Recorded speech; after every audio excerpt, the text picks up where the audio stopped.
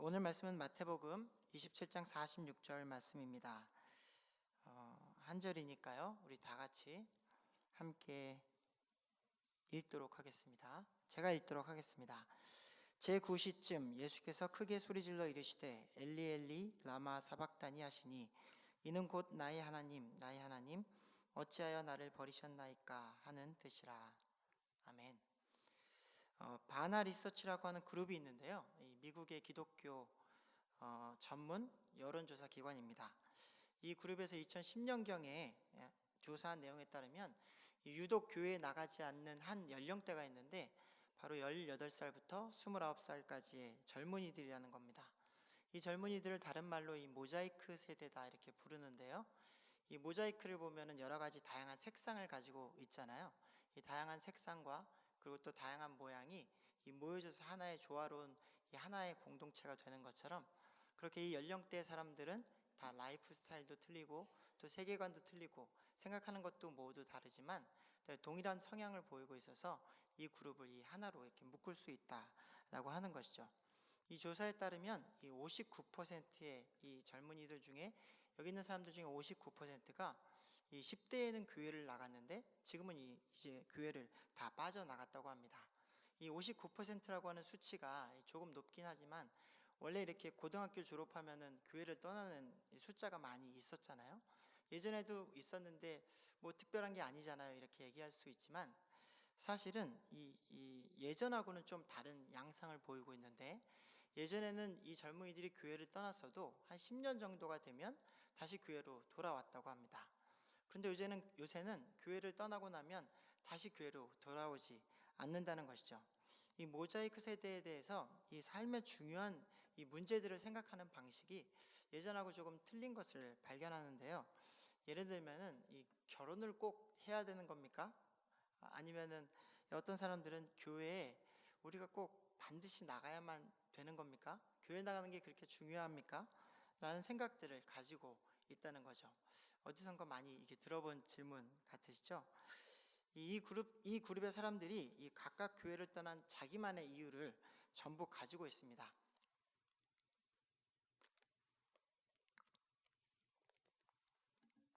근데 궁극적으로는 이 모두가 교회를 향해서 한 가지 이 질문을 하고 있다는 거죠. 그 질문이 뭐냐면 도대체 무슨 말을 하고 있는 겁니까? 라고 교회를 향해서 얘기한다는 거예요. 다른 말로 하면 뭔가 앞뒤가 잘 맞지 않는 것 같습니다 라고 얘기한다는 거죠. 이 비단 미국에서만 일어나는 일 같지는 않고요. 이 한국에서도 마찬가지로 많은 젊은이들, 특별히 지금 앞서 얘기했던 이 연령대의 젊은이들이 교회를 빠져나가는 것들을 보면 이 비슷한 양상을 보이고 있다라고 하는 생각이 듭니다. 근데 왜 많은 사람들이 이 교회를 향해서 이런 질문을 하고 있는 걸까요? 가만히 생각해 보면 이 교회가 말한 대로 행동하지 않았기 때문입니다. 조금 더 자세히 얘기하면 교회가 자신이 믿는다고 말한 대로 행동하지 않았기 때문이라는 거죠. 다시 한번 조금 더 정확하게 얘기하면 사실은 교회라고 얘기할 수 있는 저와 여러분이 믿는다고 말한 대로 행동하지 않았기 때문에 많은 사람들이 교회를 떠난 게 아닌가 하는 생각이 든다는 거죠. 사실은 이 젊은이들은 교회를 떠나기 전에 흔들리고 있었던 자신의 믿음을 붙잡고 싶었을 겁니다. 이 자기에게 시작된 의문에 대해서 답을 얻고 싶지 않았겠습니까? 그런데 교회에 자신의 궁금증을 이렇게 내보이고 나면 바로 믿음이 없다는 소리를 들어야만 했습니다. 그리고 또 어떤 때는 그냥 믿기만 하면 된다라고 하는 비난을 들어야 했다는 것이죠. 그리고 나서는 교회에 이제는 더 이상 뭔가를 물어보면 안 되는 거구나 라고 하는 생각을 하게 됐다는 겁니다. 만약에 신앙이 좋은 한 젊은이가 아니면 어떤 성도님이, 장로님이나 집사님이 예수님이 정말로 이 구원을 받을 수 있는 유일한 길이 맞는 걸까? 라고 하는 질문을 갑자기 던진다면 어떤 생각이 드시겠습니까?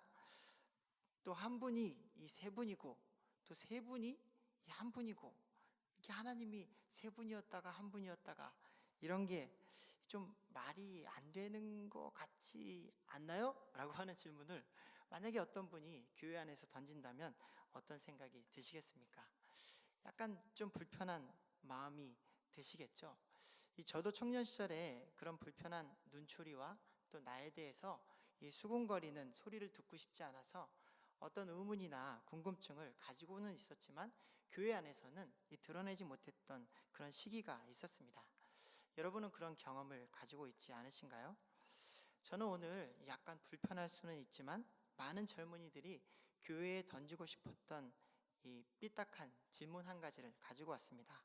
그리고 이 질문을 통해서 우리가 서로 고민해보고 또 답을 찾아가면서 우리의 믿음을 다시 세우고 또 그 믿음대로 살기로 결단하는 시간이 되기를 바랍니다. 제가 준비한 질문은 하나님이 과연 존재하시는가 하는 것입니다. 여러분, 하나님이 계십니까? 하나님이 정말로 존재하십니까? 아니, 어떻게 이런 불경스러운 질문을 교회에서. 그래서 제가 미리 삐딱한 질문이라고 말씀드리지 않았습니까?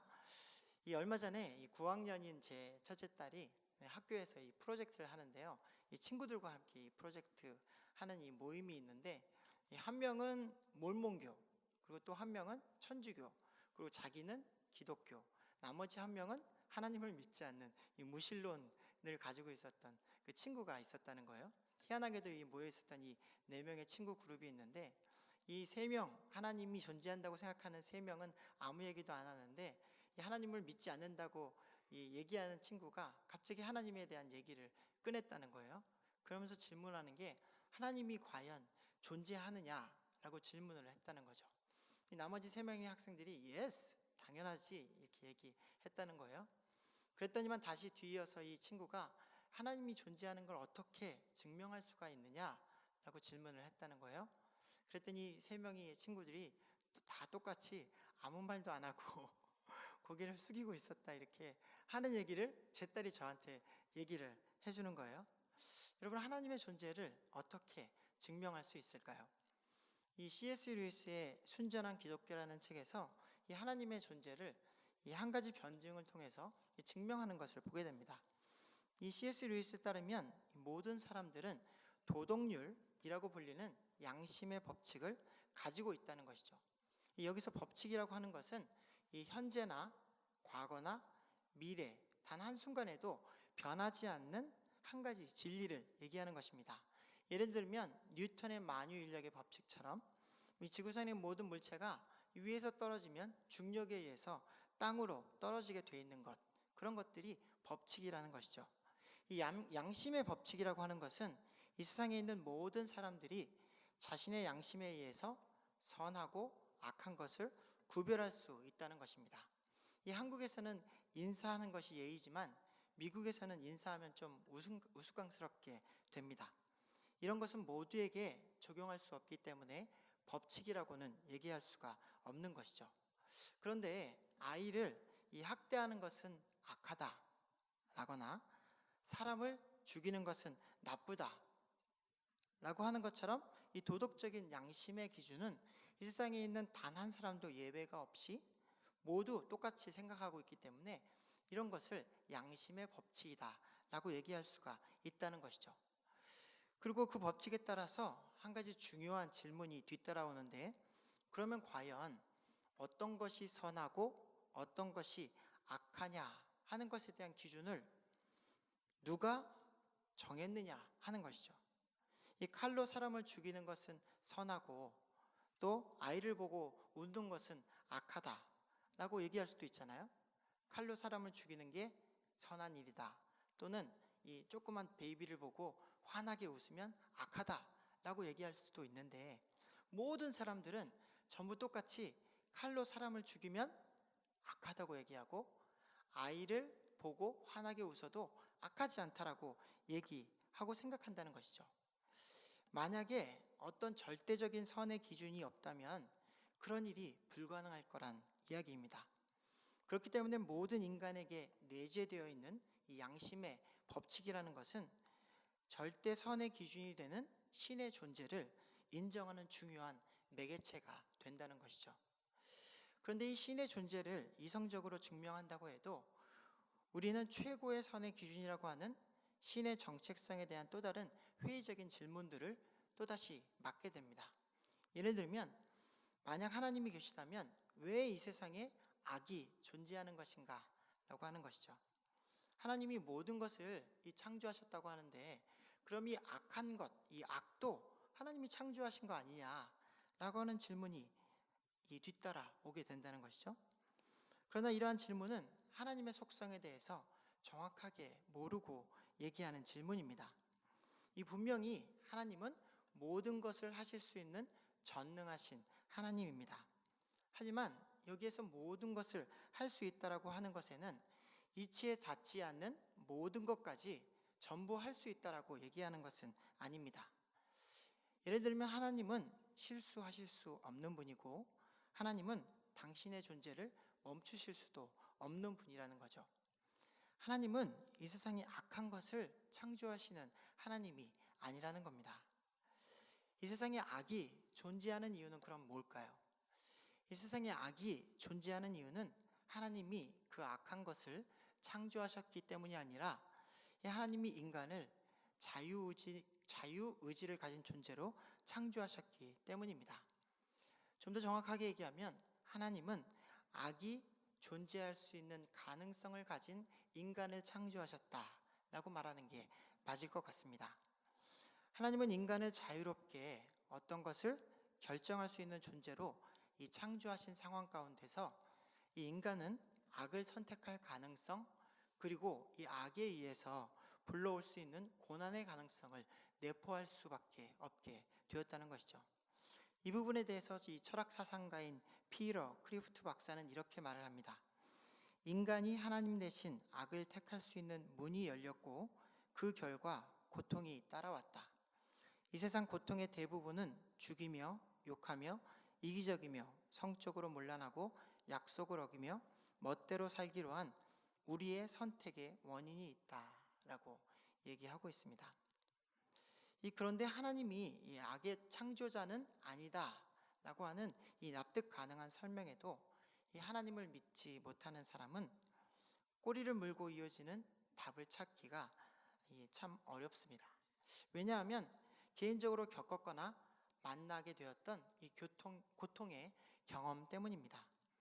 아니 하나님이 악을 창조하지 않았다고 해도 이 세상에 발생하고 있는 모든 고통과 고난을 멈출 수는 있지 않겠습니까? 하는 것입니다. 아니 왜 하나님은 이 억울하게 죽어가는 사람들을 당장 건져내 주지 않는 겁니까? 아니 왜 하나님이 나서면 금방 해결될 수 있는 문제를 왜 외면하고 있는 겁니까? 과연 신이 정말로 존재하는 것입니까? 라고 하는 질문을 던진다는 것이죠. 이 일본의 소설가인 엔도 슈샤쿠라고 하는 이 소설가가 있는데요. 이분이 쓴 책 침묵이라는 책에 보면 일본에 들어간 이 선교사들이 당하는 끔찍한 고문 장면이 나오는 것을 보게 됩니다. 차라리 이 단칼에 목을 베거나 아니면은 총살을 받는 것은 이 고통 없이 죽을 수 있는 영광스러운 순교의 현장이 될 것입니다. 그런데 이 소설책에 나오는 한 가지 고문이 있는데 바로 구멍 매달기라고 하는 고문이 있다는 거예요. 그건 뭐냐면 이 깊은 구멍에 사람을 거꾸로 매달아 놓고 계속 죽지 않을 정도로 매달아 놓고 있는데 이 사람을 죽지 않게 만들기 위해서 귀에다가 조그만 구멍을 하나씩 뚫어 놓는다는 거예요.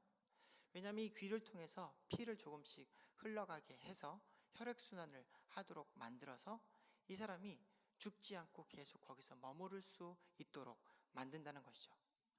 이 사람이 끝까지 배교할 때까지 죽이지 않고 그 자리에 매달아 놓는다는 것이죠. 이 사람이 참기 힘든 처절한 극한의 고통이 이 선교사에게 찾아옵니다. 그런데 그 상황에 정말로 고통스러운 것은 이 육체의 고통이 아닙니다.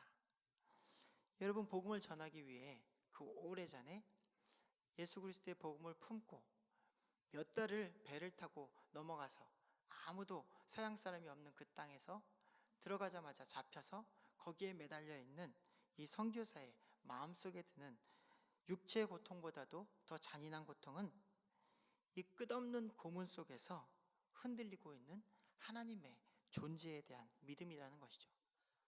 그리고 거기서 발생하는 물음이라는 것입니다. 하나님은 도대체 어디에 계십니까? 하는 것이죠. 여러분 혹시 여러분 자신에게도 자신의 믿음을 흔드는 이런 난감한 질문을 던져보신 적이 계십니까? 우리가 간혹 이 병에 걸렸거나 또 많이 힘들어하는 친구나 가족 그리고 성도들을 위해서 울면서 기도할 때가 있지 않습니까? 근데 우리가 기도하면 하나님은 분명히 자녀인 우리의 기도를 응답하시고 바로 그 기도를 들어주셔야 되는데 하나님이 우리의 기도를 듣지 않고 있을 때가 있다고 느껴질 때가 있는 건 아니겠습니까? 아니 왜 하나님은 그 가엾은 사람을 그냥 죽게 만드시는 겁니까? 이 질문과 함께 여전히 침묵하시는 하나님을 원망할 때가 있지 않았습니까? 이 4년 전에 미국에서 일어났던 한 사건 중에 이 코네티컷에서 어떤 이 애덤 렌저라고 하는 젊은이가 이 초등학교 교실에 들어가서 총기를 난사했던 사건이 있었죠. 그 사고로 20명의 초등학생들이 전부 사고를 당해서 죽게 되었고 그 아이들을 피하기 위해서 도왔던 6명의 어른들이 사망했습니다. 근데 이런 끔찍한 상황들은 단지 그 4년 전에 일어났던 한 상황뿐만이 아니고 이 세상 가운데 굉장히 많이 고통스럽게 일어나고 있다는 것이죠. 그리고 하나님이 없다고 얘기하는 사람들은 이러한 고통 속에서 역사하지 않은 하나님은 없다고 얘기할 수밖에 없는 건 아니겠는가라고 얘기한다는 거예요. 하나님이 도대체 뭘 하고 있는 겁니까? 정말로 계시다면 하고 질문한다는 것이죠. 이 사실 많은 사람들이 하나님에 대해서 이 슈퍼맨 같은 이 히어로가 되시는 하나님에 대해서 이 하나님이 슈퍼맨 같이 이 히어로가 되기를 바라십니다. 만약에 우리가 절벽에서 발을 헛디뎌서 이렇게 떨어지면 갑자기 천사가 부웅 하고 날아와서 떨어지는 우리를 붙잡아 줘야만 된다는 것이죠. 어떤 때는 이 묻지도 따지지도 않고 길거리에 어떤 젊은 여자가 지나가고 있는데 퍽치기라고 하는 것처럼 이 쇳덩어리로 머리를 때리고 죽이고 도망가는 그런 상황들이 올 때는 번개처럼 그 사람에게 이 벼락이 내려서 그 사람을 미리 사고가 나기 전에 죽게 만들고 여자를 구원해 내야만 한다는 것입니다. 이 나치 만행은 이 대학살이 일어나기 직전에 마치 영화처럼 이 땅이 쭉 갈라져서 이 수많은 독일군들을 산채로 그 땅 속에 생매장시켜 버려야만 하나님의 정의가 있는 것 아니겠는가 하고 얘기한다는 것이죠. 이 9/11이 일어났던 그 상황 가운데서 쌍둥이 빌딩이 터지기 전에 비행기가 날아올 때 하나님이 그 비행기들을 먼지처럼 날려버리셨어야만 되는 게 아니었겠는가 하는 것입니다. 적어도 하나님이 계시다면 그런 일이 일어나야만 된다고 생각하는 것이죠. 근데 여러분 우리가 이런 질문들을 던지기에 앞서서 우리의 마음속에 2가지 정도의 질문을 한번 생각해보고 대답해보면 어떨까 하는 생각이 듭니다.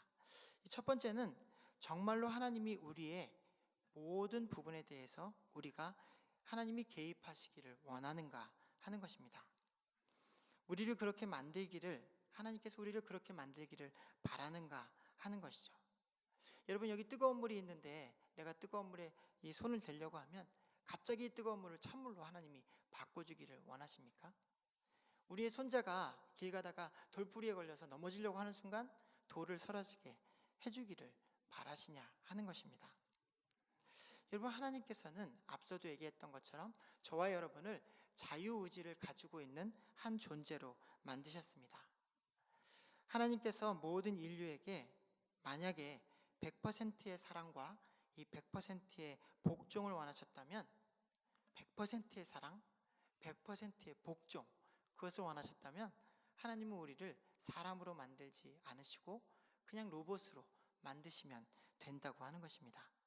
그러면 이 세상에는 여러분 우리가 겪고 있는 이러한 고통도 고난도 절망도 슬픔도 없게 된다는 것이죠.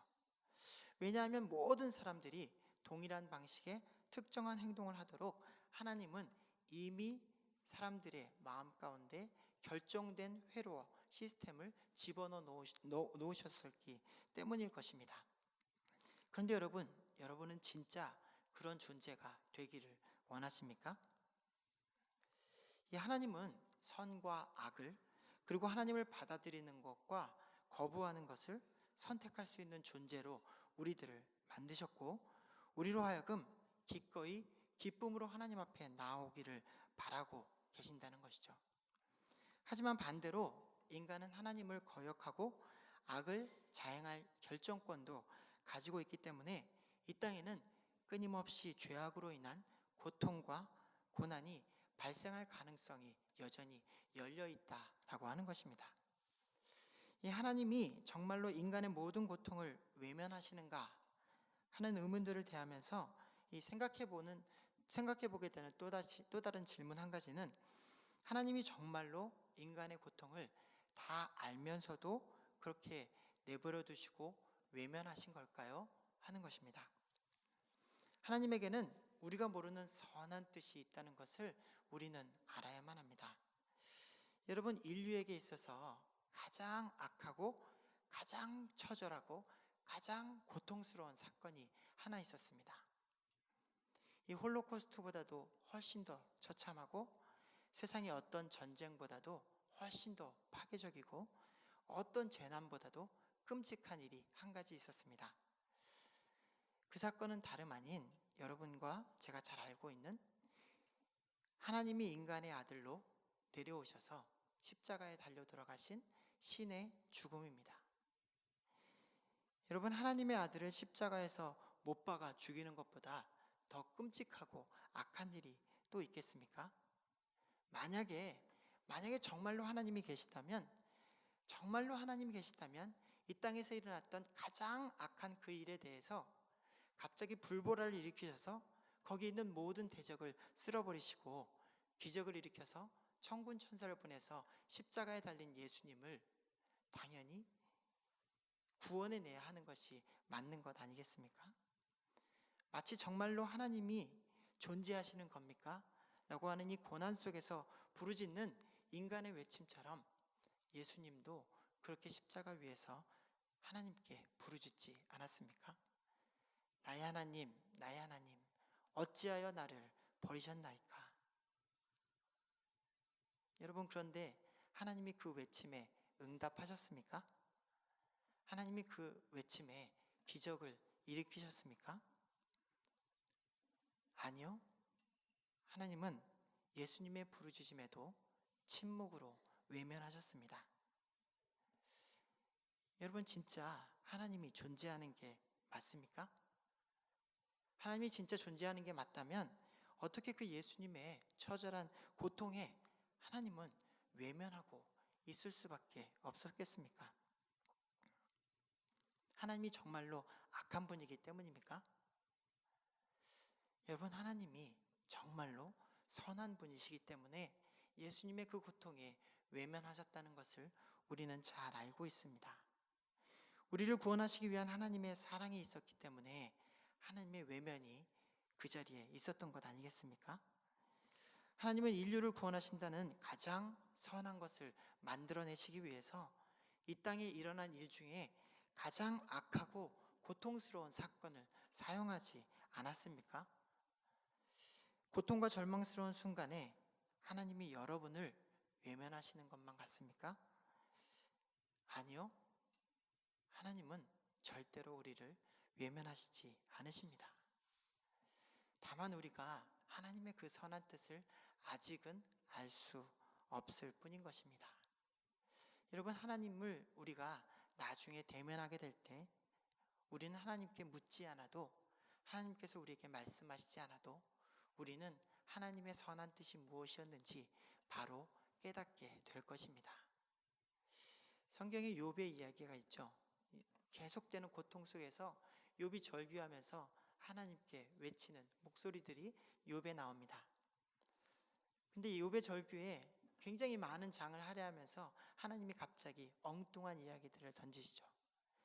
네가 눈 곡간을 보았느냐? 네가 구박 창고를 보았느냐? 하나님 말도 안 되는 엉뚱한 이야기들을 계속 욥에게 던지시는 거예요.